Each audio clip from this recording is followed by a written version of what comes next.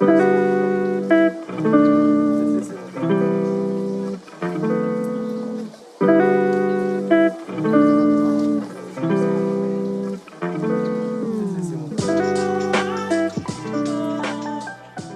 this is the Dean Abbott podcast, and today I'm talking with Kale Zelden, writer and teacher, a lover of old books, he says. How's it going, Kale? Do well, Dean. Thanks for having me on here. I am indeed a lover of old books. I am indeed a teacher, and of course, I'm not sure when the podcast will come out, but I'm recently off of the end of the term, so I'm kind of settling into finally contemplating what am I going to do for the next month and a half. Now that I have some time on my hands. So What are you going to do for the next month and a half? talk. I think I'm going to talk a lot. No, I'm gonna do. I want to do some writing, and I want to do some podcasting of my own. Um, to talk about the things that I think whatever the we is, we need to talk about. Um, and I've been working in the classroom now for um 17 years straight, but prior to that for several years, so over 20 years in the classroom experience. And I don't know, you see some things, in the classroom, and that's kind of the stuff that I like to talk about. What have you seen? Well, I think the mental health crisis that people are starting to talk about is real. At least I can see it in my kids, my students, and it is my belief, my contention that mental health, and depression, and anxiety is sort of primarily where I see it within my students is a tell. It's a tell that we um, it doesn't seem like we're all that great at either noticing or wanting to kind of get to the bottom of or get underneath it all. And I think we are in a world that seeks for sort of solutions rather than trade-offs, something like that. So that in other words, rather than get to what the depression is maybe telling us, we try to obliterate it with a pill or something like that. And again, I'm not anti-medication or anything like that. I think I've seen it work for some people, but I think there's a larger issue going on. I just don't think that it makes any kind of sense that all of a sudden we've realized that some X percentage of our teenagers are suddenly in need of a pill in order for them to make their way through life. That there's something that we're ignoring. There's a sort of a signal in all that noise that we're not quite making sense of.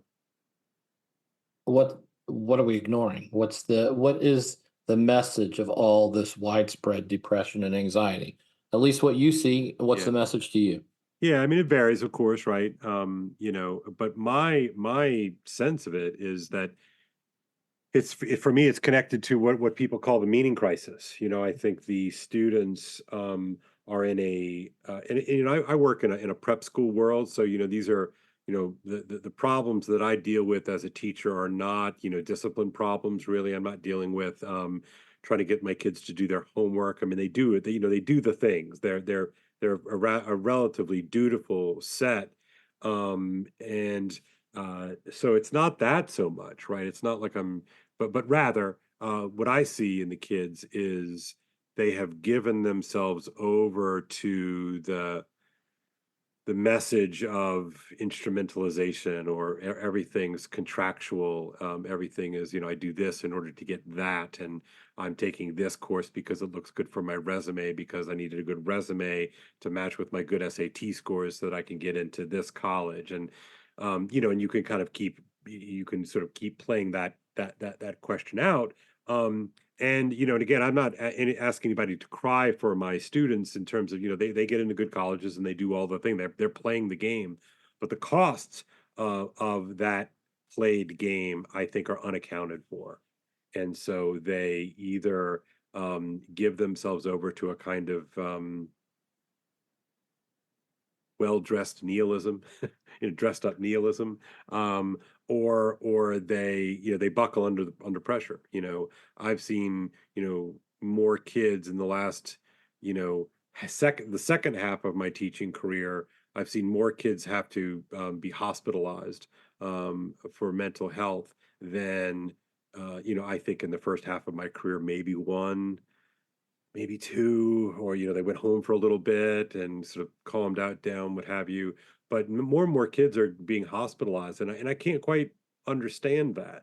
And it's not because they're being neglected by their parents, right? It's not like it's almost like the better they abide by the rules of the system, roughly speaking here. And of course the system is not my school. The system is the thing that my school kind of participates in terms of the high school to college pipeline. And then that pipeline into New York or Boston or LA or London, the what do the people call it, the professional managerial class, right? So what I'm noticing in my kids is they they're suffering in a way because they don't quite know what it's all for. And many many people are all too willing to help them ignore the question. And some people are better at ignoring those questions than others. Some people can sort of strap on a full suit of Teflon and make their way through, and get through, and other people can't, other kids can't. And so but I do think it's affecting them all, and it's all the messaging, the sort of the implicit messaging that they're getting is that kind of a careerist track, something along those lines. And I do think that well, I mean, I think that we have a divine calling, to know, love, and serve the Lord in this world, to be with Him forever in the next, right? So I think that a lot of this messaging isn't necessarily preclude those things, but in the absence of those things being spoken of and encouraged, a life of holiness, a life of prayer, a life of service, a life of vocation, it falls pretty clearly into this. Well, I've just got to kind of fit myself into this larger machine and sort of forfeit some necessary elements of my deep humanity in order to get along. And that's depressing. I think for some, yeah. I think for some that they can't, some kids are just more sticky than others. I mean, I certainly, I remember being a high school student and feeling very sticky, that and I still, I don't suffer from depression. I've been blessed with a pretty good temperament.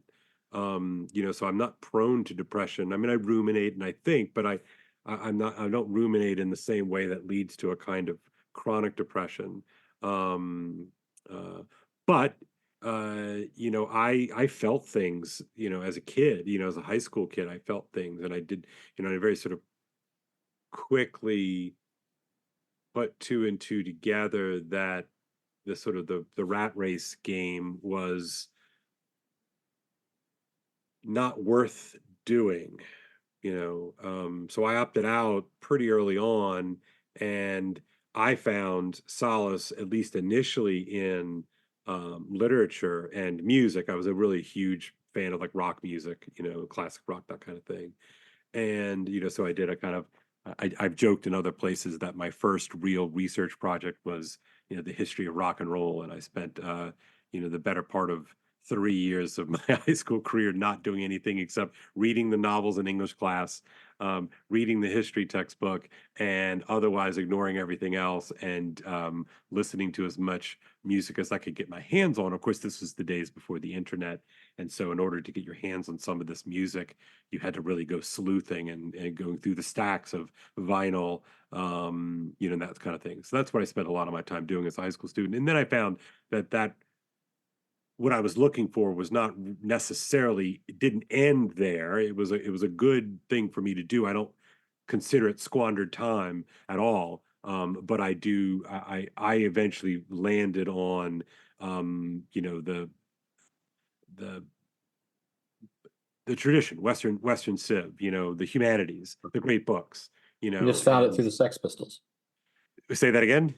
You just found it through the Sex Pistols. Yeah, I got there. Actually, I did like them. Yeah, I did. I got him through that, because You even said you that's didn't like them? No, no, I did very much. No, no, no. Mhm. But what's interesting, even in retrospect, a lot of those kids who formed bands in the backyard and in the garage, in the early '60s and into the '70s, they still like they do stuff. Mhm. They had kind of the residue of a kind of an old fashioned education that didn't serve them in other ways, but they did certainly know the stories, and a Sure. lot of them knew the Bible even, and all of that. So even now, when I listen to a lot of that stuff, now that I've done a deep dive into the tradition and I've taught for all these years and these great books, you see all of these allusions that I kind of missed as a high school student, but it gives a kind of richness even to what I would consider folk art. So Sure. it definitely served me. Yeah, it served me. You teach at a prep school, Mhm, and I currently live in rural Indiana. mhm, It's no different here. mhm, I taught for many years at a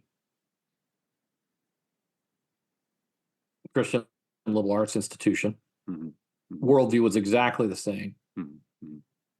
I'm here. I would say, why are you in college? I'm here to get a job. Yeah. Yeah. And it's especially fascinating that that should be the case in an institution which is at least ostensibly trying to inculcate in them some Christian understanding of reality Yeah. beyond I'm here to get a job. Yeah. And as far as I can tell, that the whole project of that institution was a dismal failure Yeah. because there's a sense in which if you say every human undertaking is an instrument for essentially increasing my consumer power. Yeah. Yeah. I used to have students come to my office, and I'm supposed to during admission. They're on an admissions visit. I'm supposed to tell them why they should come here and why they should major in whatever subject. Yeah. And all that really they wanted me to do was to explain how coming here and doing this will increase your long-term consumer power, Yeah. because those were ultimately the only values that the university really represented. It's possible that financially the university was just so strapped that it couldn't put forward other values because if they believed no other values would sell. Yeah. But I guess my point is that whoever you are, even if you are a student at a small Midwestern Christian liberal arts school, so long as every activity is instrumentalized to the power of the consumer project, you are essentially a secular person, Yeah. regardless of how often you go to chapel or what kind of Christian veneer you have, Yeah. because your worldview is it stops at this world. How could that not be depressing? Yeah. Right. And I got there pretty quickly, in high school personally. Sure. Um, so I went to a Catholic school. I'm a cradle Catholic, and sometime at the end of my sophomore year, I decided that I thought it was all just a load of crap. I just didn't buy what they were selling. And at the time, it was a kind of, it was late '80s. I graduated in '91, so this would have been around '89, and it was a kind of tired '70s project.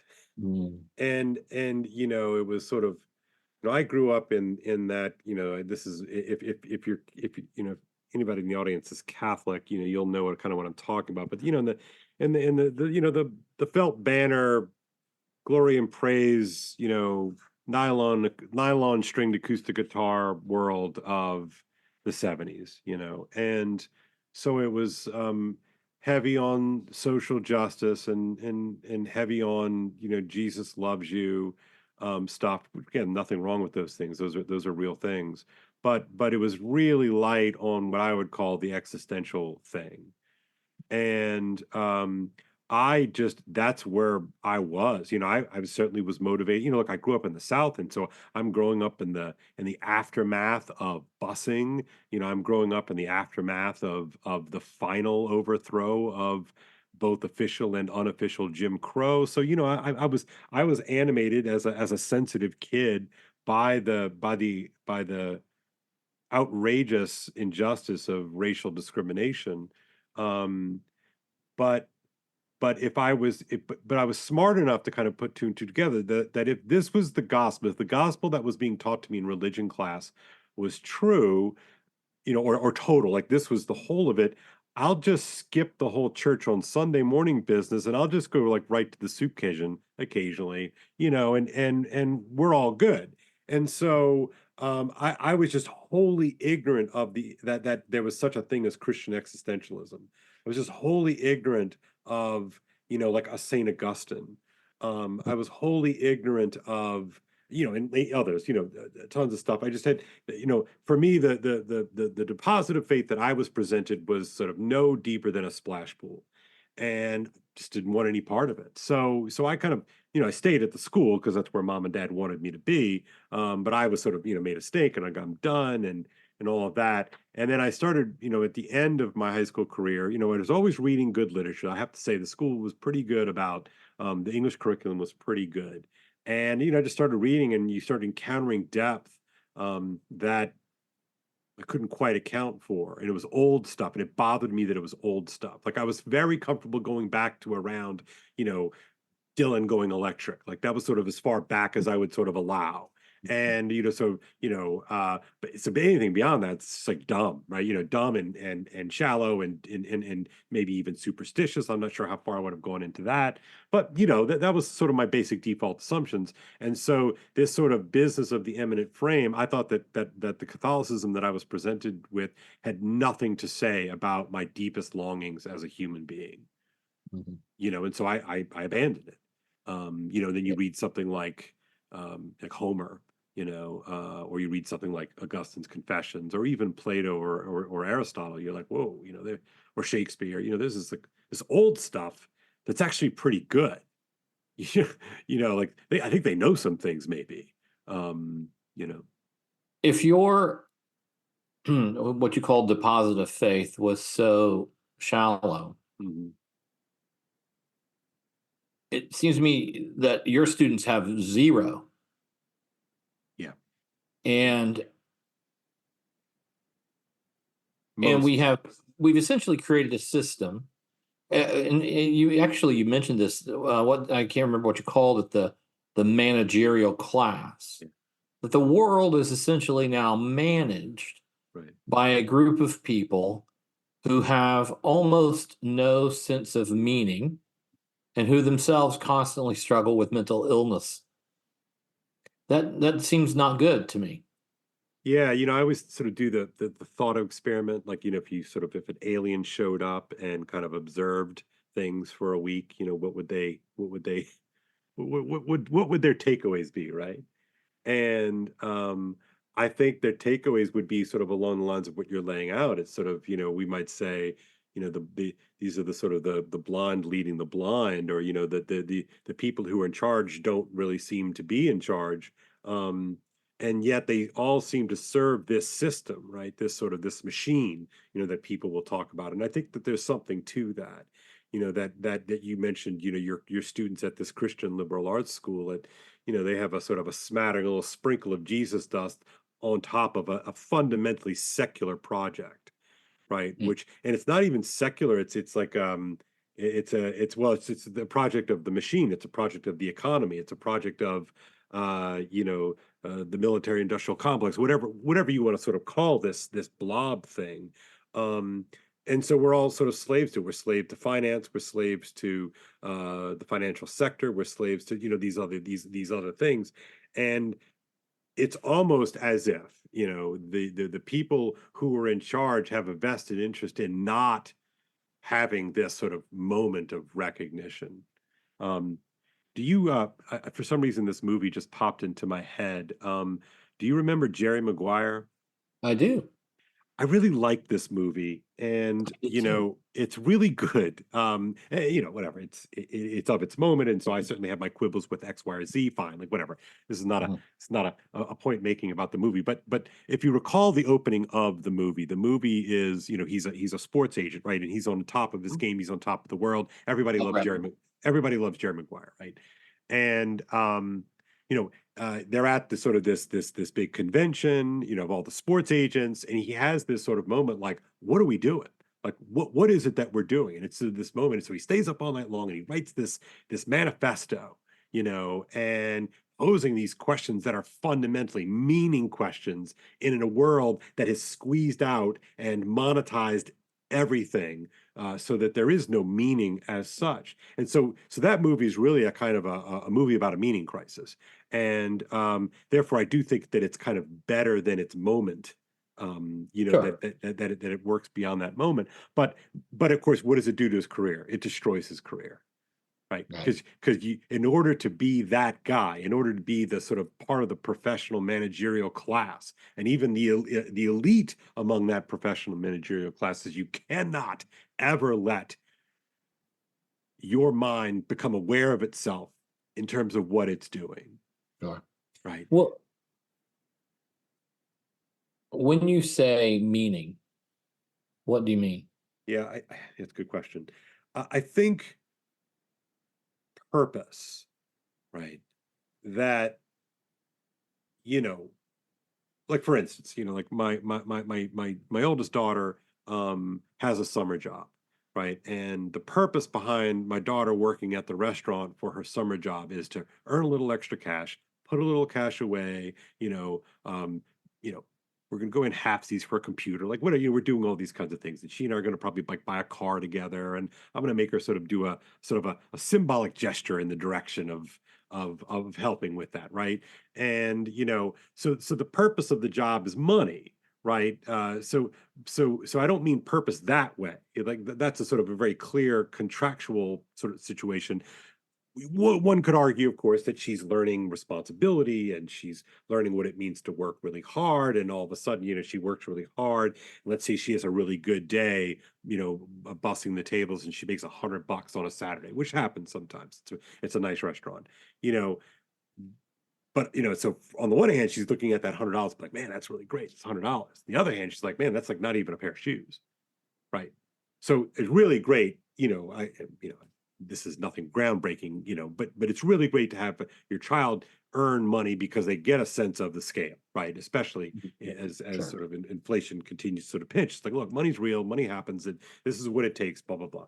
So, but I guess what I'm talking about with meaning is not so much that, although there's a good to that kind of responsibility, that but meaning in terms of like, what am I doing all of this for, why, and it's that dogged question, right, that many of us spend a lifetime trying to ignore, right? And you can try to ignore that with busyness, you can try to ignore that with business, you can try to ignore that with sex or drugs or alcohol or Netflix and chill, or whatever, whatever that is, or TikTok reels or whatever. Mhm. So we're anesthetizing ourselves so that we don't have to confront, who am I? Is there a God? What am I supposed to do with this? Let's call it 75 years, you know. Mhm. And so that's so when I'm getting at the sort of the meaning question is, you know, uh, what in your life orients you toward that versus, I need to make a car payment, I need to make a mortgage payment, I need to make an insurance payment, I need to put money away to go on a vacation.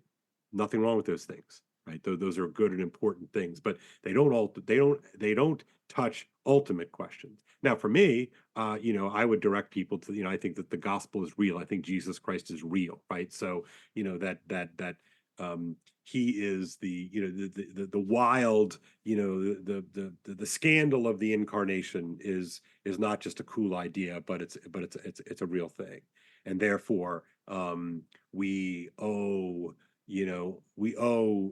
our lives to bring about the kingdom, something like that. Mhm. um So that would be, so meaning has to somehow, I think, actually, try this out on you, see if this resonates with you.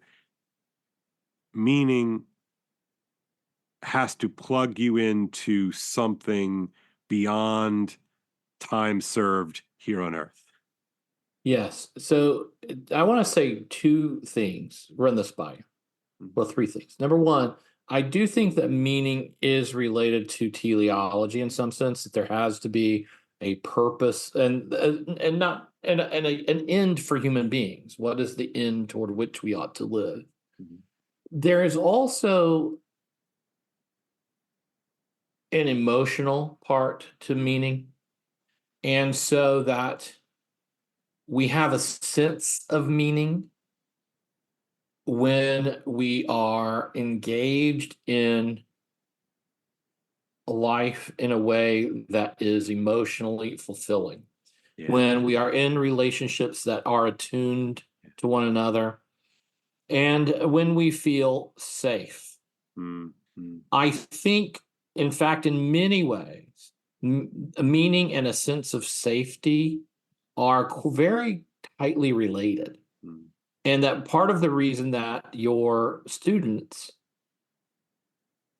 don't have much meaning is that they don't feel very safe. Yeah. I would guess. I assume that most people do not feel very safe because their relationships are Tenuous. stressed, if not tenuous. Yeah, yeah. The other, And almost inherently unstable, right? yes, yes, Yeah, inherently yeah, unstable. yeah, And I'm reading a book right now by a philosopher named Robert Spitzer, who is a Jesuit. yeah, yeah. Are I you know. familiar with him? Yeah. I don't know him And personally. I don't know him personally, but I know his work. Yeah. and in this book, he's trying. It's a very dense volume of philosophy, and I am not the target audience because he's trying to make an argument for the existence of God. But Yeah. he begins by talking about the universal sense of the numinous, and this Yeah. the universal sense that human beings have, that there is something beyond our immediate sensations, and that there is another reality that we can sense from time to time. Mhm, mhm. And I think meaning, in addition to having to have an intellectual component in which we know our end, an emotional component in which we essentially experience what we would call love, Mm. we also have to have this sense of the numinous, Yeah. which I think you're getting to too. Is that meaning Yeah. has to be rooted in a transcendent, a transcendent reality that we can sense, Right. and that the consumer mindset around which our entire world is based is an enemy to all of those things. Yeah. And so we we live in a sort of impoverished state that most people cannot see because they're so deeply into the system.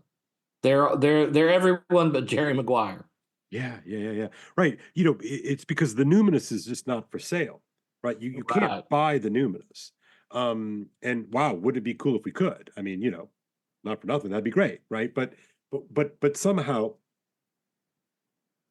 the market, the market forces, the market pressures, the market realities have crowded out what I guess there's this really interesting book called The Gift by Lewis Hyde, and he in the book he talks about that art and beauty um, exist in the gift economy. And the Mm. gift economy sort of operates side by side with the market economy, but that it's almost like the gift economy keeps the market economy from devouring everything in its way. But the problem with the gift economy is that it's precious, right? It's delicate. And also it requires you to not think of yourself as someone who sort of merely takes, but that has to sort of take and give. There's this flow, right? That is required, and that it is in that flow, that we get a different sense of what we might be for. And I wonder if part of the sort of the pressures that I've been talking with you about in terms of what I see in my students, is that they have sort of been uh, precluded from participating in a gift economy. Yes, what you're calling the market economy, let's I think we could easily call the beast. Yeah, yeah. And But it is Mammon, yeah, it's a consuming beast, yeah, and that it consumes everyone to some degree, and it certainly consumes everyone who doesn't actively resist it. And so that to even come to adulthood in our culture is to face a choice about whether or not you will be a person who seeks meaning beyond the sort of prescribed area of the beast, right? yeah, But the problem with that is that we no longer have a culture that offers those people any support. right. And so like you're describing yourself at 16, you kind of come to consciousness in a way that automatically positions you against your own culture. And that's just overwhelming for many young people to try to take on the beast, especially when they have no education and they don't know about others who have done so. Right, right. I mean, how do you even channel that spirit, right? What do you do with this? And that was my existential crisis, at the end of my high school career, like what do I even do with this? Like I know, and of course there's sort of childish ways with which you sort of first try to answer that, right? And Mhm. so you sort of like, well, screw the system and like all that sort of Sure. stuff, and like, I'm not going to be, a stooge, and that's why the counterculture. So you can understand why the '60s counterculture messaging really resonated with me Sure. in the late '80s, because it's like, well, at least these guys are trying to. Now I didn't know all the history, I didn't know all these things, but just sort of the packaging at least suggests to me that, well, these guys know that it's all a load of crap, right? Something like that. And I had to work my way through that and sort of come to a more mature understanding, but I was unsure what to do with that spirit. Now in the faith traditions, there are ways to sort of, there are mechanisms by which you can act out that compulsion and that spirit, right? So, and I just happened to show up in a time in which my faith tradition sort of let go of all those really cool things, right? Right. And fortunately I stumbled upon it in my own sort of way, but I remember reading, do you remember the book, they made a movie out of it, it was called Not Into Thin Air, it was Krakauer's other book. Uh, You know what I'm talking about, right? what's it about? It's about the boy who like the guy who like dies in In the Alaska. wild. Into the Wild, yeah. And I remember reading that book, and it's a really gripping book. It's a great book. I never saw the movie. Sometimes I just won't watch the movie Sure. if I like what I produce in my head, I kind of won't touch the movie. But at any rate, I remember reading the movie and having a conversation with a friend, and he's like, "Yeah, Kale, like the tragedy of this book is that he didn't know any Franciscans." Hmm. And he kind of meant, it was a real truth to that, right? That like the Franciscans sort of became that mechanism by which those prophets for the kingdom could sort of live out a life of self-abnegation, a life of self-sacrifice and gift in a meaningful way. This poor kid growing up in suburban Atlanta didn't have that as part of his idiom, didn't have that as part of how he might exercise or channel this spirit. And so it's a really sad story, right? I mean, he goes off and basically inadvertently kills himself Right. in the wild. And but I've always sort of seen that frame as the sort of the tragedy of the accounted tragedy of the American ethos is that we don't have a place for the kid like that.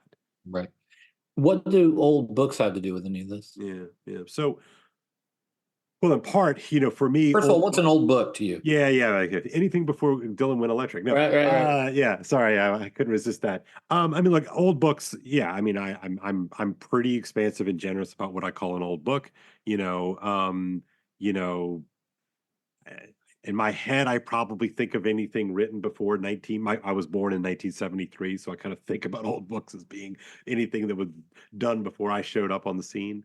But yeah, I mean, but I mean, you could get a little bit more granular if you wanted. But basically, sort of the so-called great books, and so and I really do mean it. I do think that there's a virtue in doing a kind of systematic kind of walkthrough, but I also think, hey, like if you didn't get it, like pick up something, anything, pick up a novel, pick up a Steinbeck novel. I mean, pick up whatever, something, and just kind of get yourself back into the habit. Because what you'll find, right, and my appreciation of tradition is a sort of an alive one and an energetic one and a sort of, I don't think it's like an exclusive who's who club. I think it's a little bit more open. So I'm sort of very democratic in my sensibilities in that regard. So if you read, let's say, something like uh, I was going to say Of Mice and Men, but I was thinking of Steinbeck's Grapes of Wrath, right? If you read something like Grapes of Wrath, you know, you start to see, oh, well, number one, you sort of, you get a whole uh, window into a world that is unfamiliar. It certainly was unfamiliar to me. And the realities, the crushing realities of the Great Depression and that move west and all that. And but then you really get this sort of this deeply biblically informed story. And I don't think Steinbeck himself was a believer or anything like that, but it's so deeply infused with a kind of American biblical Protestant world that you could start to kind of trace things backwards and sort of see, well what else is, if he's alluding to this, and then what is that, and then you go and you pick up that allusion and you can keep going backwards, and you start to realize that there's this massive subterranean root structure that is talking to itself, that's talking, and you could kind of tap into it, and that it's like a, and we all know this, right, Dean? When we show up, one of the first things you recognize is that, oh, like things have been going on before I showed up on this scene. Like, how deep does this story go? And so it hits a certain intuition. But the great thing about it is there's a record. Not only can you talk to other people who are older than you, but you could talk to people who are, really older than you and dead a really, really long time. And you can kind of engage in those things. So for me, the old books is a way of tapping into this depth that I would not have on my own.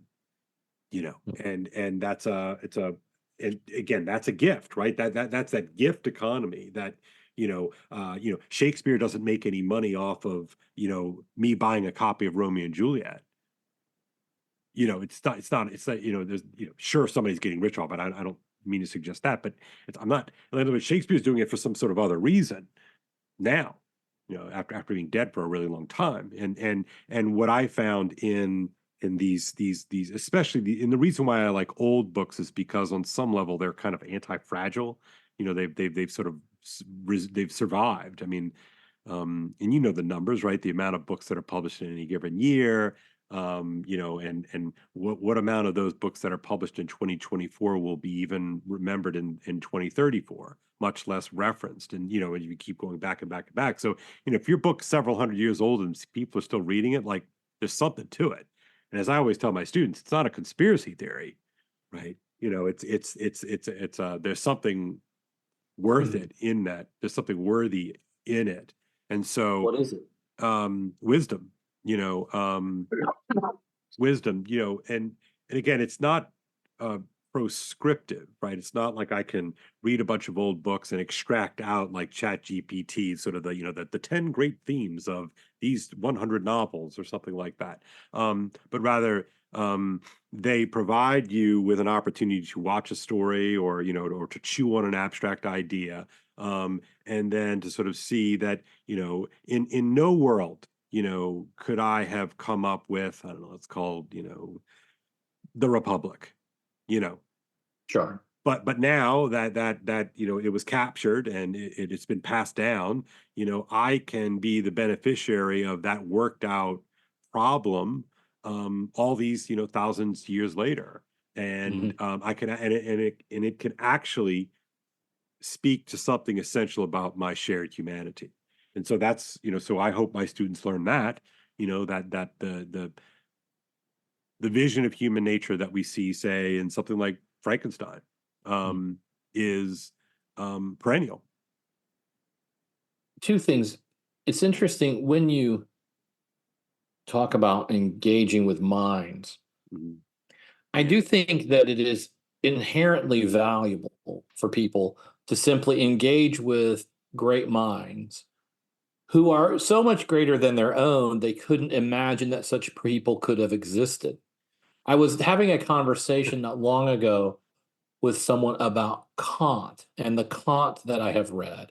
And when you read Kant, whether you think he's correct or not, Mhm. I always think like this guy was so far out on the right tail of the distribution Yeah, that's right. that I That's right. can't even imagine like how a person could think, Mhm. because like an average human being can make abstractions about concrete realities, Mhm. but Kant is abstracting about the abstractions of our abstractions, like, and how a person, and so I think that there's a humbling effect to just Absolutely. encountering a mind like that. And even if you only read a short excerpt from someone like Kant, Yeah. who's literally reasoning about your reasoning, Yeah.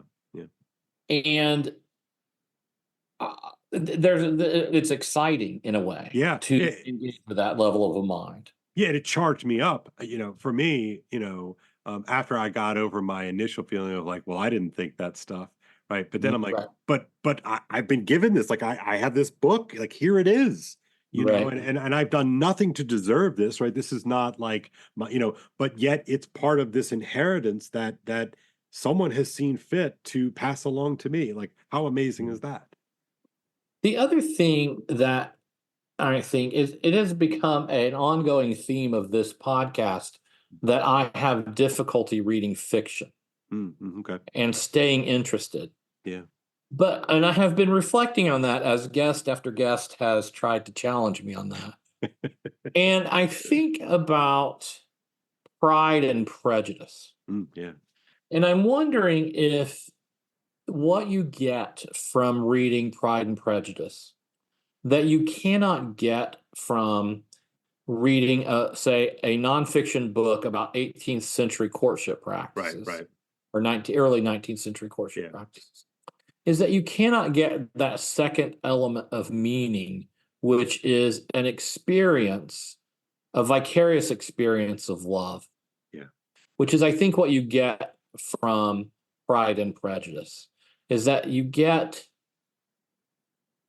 like you feel good when Elizabeth gets married. Yeah. Yeah. You do. Yeah. You do. And Yeah. that somehow that emotional experience is tied into what it means to have a life of meaning. Yeah. I don't Yeah. understand that. Maybe you can explain it to me. Yeah. Well, gosh, I think the difficulty, for instance, with Jane Austen, and I'm an unreconstructed fan of Jane Austen. I really do love her novels. I think the difficulty for most people, now, let's say, is that you have a hard time allowing yourself to care about the stakes Mm, because, in one sense, the world is so absurd to us, right? Here are these sort of these sisters, and they're sitting in a waiting room day after day, and they're maybe playing a little music, and they're doing a little of embroidery work, and they're kind of waiting around for a beau to show up that they can kind of woo and secure a future, right? And so there's a real way in which you can just sort of dismiss the whole thing as sort of being kind of bourgeois and disgusting, right? mm, But I think if you can recognize the sort of the deeper game being played, and I don't mean game in any kind of cynical way. I just mean in the way in which people interact with one another and negotiate the world. I think you can start to see that this is number one. This is a world that takes marriage very, very seriously. They take virtue very, very seriously. They take the rules, such as they are, very, very seriously, and they are all oriented toward some kind of deeper harmony that would otherwise not exist. And so these are the sort of the this is what it takes, right, to not live in a kind of barbaric hellscape. Is an orientation toward a deeper harmony. Yeah, right. And again, the aesthetics might sort of be a little bit weird to us. Like, what is what's with the sort of the bright colors and like what is all this? It's just not my world. I grew up, whatever, in, 1983. Like, come on. And but anyway, so you but what was so brilliant about Austen, right, is that she is, I think, one of the first to really capture how a person deliberates and thinks. So you think of a character like Elizabeth Bennet, and it's so brilliant because you become as prideful and prejudiced as Elizabeth Bennet. So when you meet, Darcy for the first time, you think he's a first-rate asshole, right? Oh my God, what an arrogant SOB. Like, come on. Like, and so, but you sort of don't even realize. So what you're made to do is like you are sort of acting out and through this character of Elizabeth, right? And you think you are supreme in your judgments because you're seeing the reality of the thing. And yet, you get that amazing turn, right? When she realizes that, oh my gosh, not only is Darcy not what I thought he was, but neither is Bingley. I'm sorry, neither is whatever I forget Mr. the Wickham. villain's name. Wickham. Thank you. Neither is Wickham, and I haven't been He looking at is my a sister. father clearly. I haven't been looking at my mother clearly. I haven't been looking at myself clearly, right? And to me, that's the power of that turn. And so, but to be able to act that out imaginatively, like you sort of in a weird way, you sort of are Elizabeth. Like that's the power of a novel, that it can kind of take you and kind of take over your operating system and kind of walk you through this imaginative landscape. Now, it's hard to allow yourself to do that, Mm. because who wants to give up control, right? But that's what we find, right? Like in even good movies will do this too. But there's something about a novel that forces you to adopt all this. You have to see the way that they see, feel the way that they feel, get hurt the way that they feel, and in so doing, you sort of awaken almost like inert, elements of your interior self that heretofore have never yet been awakened, right? And so, to me, it's the great antidote to to a kind of like Spockism or something, uh, Let you me know. follow up on that by Yeah, asking you, what difference does any of this make to students who've been consumed by the beast? sure, sure. Well, I guess I think of it as a kind of like a still small voice against the beast, right? Mm. That and I've gotten sort of a little bit less subtle with my students as the years have gone along. As I'm like, look, I know that none of you are going to go off and study poetry for a living the way that I did. That's fine. I know that you're going to be sitting on a boardroom and doing this, that, and the other, and whatever. You're going to be a doctor or a lawyer or an engineer or a Silicon Valley, master of the universe, but I want you to carry with you a witness to some other way of being, so that not all of us have to become monks for the great books, right?